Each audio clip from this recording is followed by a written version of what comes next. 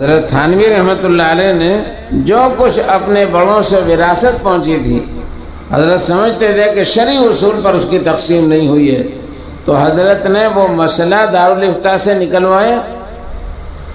पहले तमाम मुरसा की तहकीक की कि कौन कौन वारिस थे, बहुत ऊपर से वो बग़ैर तकसीम का मामला चला आ रहा था।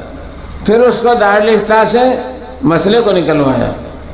तो हज़रत थानवी रहमतुल्लाह अलैह लिखते हैं कि अल्लाह का फजल है कि किसी के 2 पैसे निकल रहे थे, किसी का 1 रुपया 2 रुपया निकल रहा था, और कोई वारिस बम्बई में है, कोई वारिस कलकत्ते में है, कोई का वारिस सऊदीया में है, कोई पाकिस्तान में कहीं है, कि मैंने सबको वो पैसे भिजवाए जिसका जितना हिस्सा निकलता था, और उन हजरात ने उसको कबूल कर लिया। तो मैंने उनका शुक्रिया अदा किया, उनका एहसान माना।